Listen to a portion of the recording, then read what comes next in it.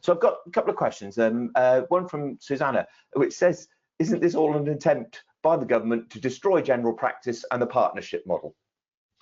Neil, I'll leave you that. I'll pass that one to you. Well, I'll tell you what,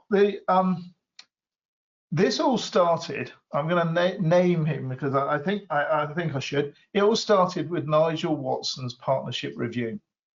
And that's Dr. Nigel Watson on the GPC and chair of Wessex LMC. And what he was asked to do was to write a partnership review which protected the independent status partnership. That was the whole objective of that thing. Now, whether or not he's achieved it, I think, you know, you'll have to be the judge, but that was the underlying purpose of it.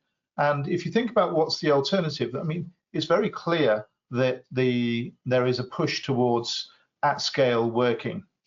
And if you're going to work at scale, you've got to do something. So you could merge the practices. Well, you don't want to do that probably. Or you could get acquired and moved into the trusts. Well, that's happening in parts of the country, and that certainly was on the long-term plan, was that as an option, and that's still there as an option. Or you do something else, and this was Nigel Watson's view as the something else. And it was adopted really quickly, and the government adopted it, and all of the papers I see talk about PCNs. Now, you know, I've got no more crystal ball than anybody else, but I don't see how this leads to the end of the independent status. I just don't see it. But you know, that would certainly. I can't tell you what the government's going to do. Sajid Javid said he's going to nationalise everybody. Well, maybe he is, but I don't see it myself. But then again, you know, I appreciate some people look at it that way. I think the honest opinion is we're not able to actually answer that. We can only give you a personal opinion, and certainly the Wesleyan, one of the groups that we interact quite closely with, our advisory board, and that's senior people involved with the politics and senior doctors and so on. And the indication, certainly on the general practice, is that the intention is to retain the partnership model long term, but things will evolve and things will change across the board, and it's very much that high level, but that's about the level of response. Really good question, this one and it's what happens at the end of the 5-year plan, especially if we get a change of government in 2024, and says we've been here before with model changes, i.e. the GP fund holding when that went. So again, we've got a plan from launch in 2019 and commitment through to 2024. Again, I'll give you the Wesleyan understanding, and certainly the guidance from our advisory board is that this shared service model, whether the name primary care network remains, but the idea of a shared service model is here long term, is the indication that we've been told, and it's about as much we can take. But Niels? I'll give you my crystal ball, and that is that I haven't got a clue. But what I will tell you is that if it was me, I'd be looking to minimise my risks around what might happen after the 5 years is up. Because if you think about it, if after the 5 years the plug gets pulled on PCNs, which might happen, I don't think it will, but it might do. Then what? If all of the liability sits in your partnership, then you're going to have to pay the bill to sort the problem out, which is potentially make everybody redundant. I don't know what you're going to do, to be honest.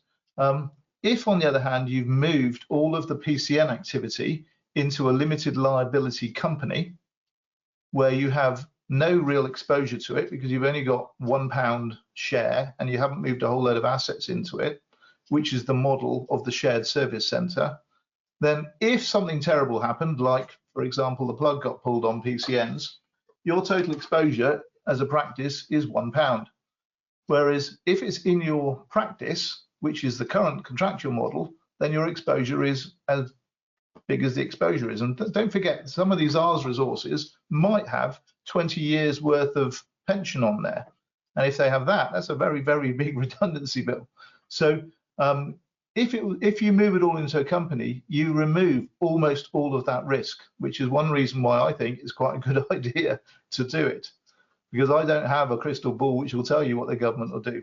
I have no idea. We have one final. Can I just add, in terms of risks, that's not Now, I was just going to say, in terms of risks, that's not going to go away, whether you are a part of a PCN network federation, however it's set up. The liabilities, the cyber, and all the other risks that are involved, they're still there. And it's always prudent to make sure you do that risk analysis at least every year, just to make sure you're covered and protected in the ways you need to be. We've got another one there. I've got two more if we've got a couple of moments. Question, can CCGs pay the NHS fundings now directly into a PCN bank account? Honestly, I'm sorry, I don't know. Good question. Good question. So depends where you live. Some CCGs say they can, and some CCGs say they can't. So given that a year ago they all said they can't, it seems to me that there is a move towards that they can. And if you live in the right part of the country, then maybe you've got there already. There's different parts. So they will be able to. And again, if you incorporate that, then helps, because it takes it out of the practices and puts it into a more obvious place. Next one. Next question. Is it worth a practice pulling out of a PCN given the personal risks and liabilities involved? Again, my immediate response is there's no structure that doesn't have personal risks and personal liabilities. And I think my view would be it's about getting those addressed, and much along the lines we've talked about today. But Neil's just certainly immediately going to respond to that one. Okay. No is the short answer, because you can't. I hate to say it, but PCNs are a bit like Hotel California. You can check out, but you just can't leave, because the reality is that it's in your contracts now, in your GMS and PMS contracts, that you must provide your patients with PCN services. So if you actually try and check out of the PCN DES, you still get caught by it. You just don't get paid anything for the pleasure of doing it. Whereas at least if you're in it, then you have the funding comes in. If you check out, you've got to do this whole lot, but without getting paid. And yes, in theory, the responsibility passes to somebody else, but actually most of the risk doesn't. So my advice is that that's not a path that you want to do without thinking about it very hard, because it doesn't get you free of all of these problems.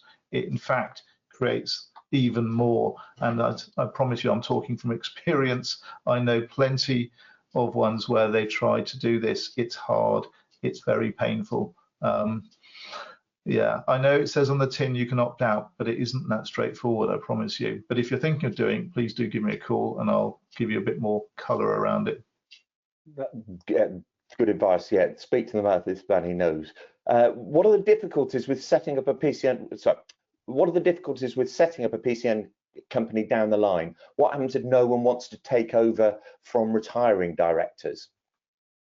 Okay, so what you do is if you mitigate the structural risk through a company, the way we recommend you do it is that the PCN representatives from each practice simply get 3 hats: PCN representative, shareholder, and director. So that just comes with the job. So unless your practice can't find a PCN representative, but that will then be a problem from a PCN level, then it just follows with that. It's not a question of you be the PCN representative, you be the shareholder, you be the director. Combine the whole lot into one, and it kind of moves with that job. So by signing up to the PCN DES, of course, you're committing to a whole load of governance and committing to being participating in it. So we tie all of those all those together. And if as a practice you decide your PCN representative is going to change, then you would change the other bits as well, the shareholder and the director. So the question then becomes, what if your practice can't find a PCN representative, which would be a problem? So I hope that answers that question.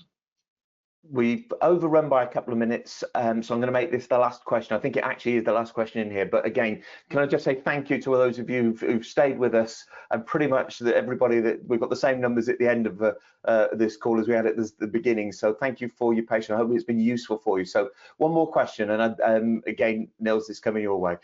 Can the PCN finance practice transfer money to the PCN limited company company's bank account, which in turn pays our salaries, etc. Right. This is slightly complicated, so just be ready. Okay, I'm going to talk about the money flows and the way it works. The company, don't forget, is within a VAT cost sharing group because you're trying to avoid the whole VAT problem.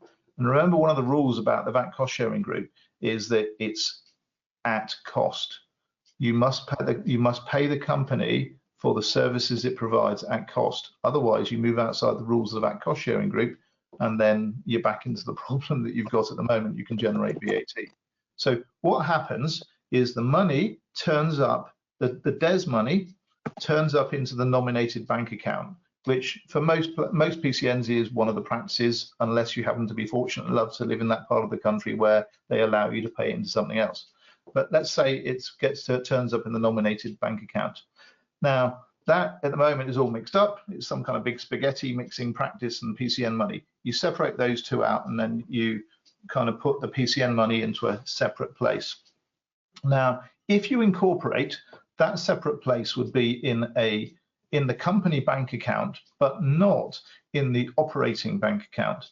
What we recommend is you have two bank accounts in the company, one being a business current account, from which you pay the salaries, and whoever asked the question, it sounded like it would be your salary as well. So you pay the salaries of the employees of the company from the business current account. The second account, and this is the really important one, is a trust account. What that is an account held in the company's name, but it holds it on behalf of the practices. So the PCN money, the DES money that arrived in the nominated bank account, is moved into the company trust account, which is the PCN account belonging to the practices. And then as you need to pay the salaries from the company, you then move money from the trust account into the business current account, enabling the company to be financed. So basically, the short answer to your question is the employees are in the company pays them, but the money to get to the company is transferred from the practices, from the PCN as it's needed, but otherwise stays outside of the company until it's needed. The reason for that is because if you transfer too much into the company, you'll make profits in the company, you break the rules of the VAT cost sharing group. So sorry, it was a bit complicated, but very happy to take that more slowly outside of the meeting before you all sort of want to disappear. Please do give me a call if you want to talk that one through again. There is a very quick one come through there. If we have got time to translate, what is your exposure as a director of a PCN company? I've got a good answer to that one. So at the moment, as a partner in a GP practice, what is your exposure? Your exposure is unlimited. You can lose your house. As a director of a company, you do have a residual amount of liability. That residual liability is very small. It's certainly a lot smaller than losing your house. It's perhaps in percentage terms 1 or 2% of the unlimited liability you've got as a partner. There is some there, and I won't underplay it, but you've got to be doing some pretty bad things before that kicks in. You know, it's verging on criminal before that kicks in. That said, if you want to deal with that residual liability, there's always insurance, and these gentlemen would be very happy to talk to you about it. But believe me, it's a lot less than the unlimited liability you've got as a partner. Can I repeat my thanks to everybody who's joined us this evening? And we had one final question, which I'm going to answer. It says, any top tips on how to sleep soundly tonight? I'm very much hoping that the message that we're trying to give across this, and it can be complicated, particularly around the legal side of things, the structural side of things. But I hope those two QR codes there say, look, there are solutions to pretty much everything. The answer to what is right for your network, for you as individuals, will depend on your personal circumstances and what you're trying to achieve. But please do talk to Nils and contact DR Solicitors if you've got questions about the structural side of it, and the more operational stuff, please talk to us. We'll be more than happy to help. And I think if you know that there's a potential solution out there, I hope that will mean that you can sleep soundly tonight. So I assure you, you can sleep soundly tonight. The problems aren't that big, but the problems are getting bigger. So it's worth thinking about them. They're much bigger now than they were 2 years ago, and they're only going to get bigger. I can only reiterate what Graham said, which is take advice, but take advice from people who know what they're talking about. Look for the specialists, lawyers, accountants, solicitors, insurers. Go to the specialists, because this is quite complicated. It's much more complicated than the olden days. So long as you get specialist help, people who know what they're talking about, you'll be fine. You can sleep at night.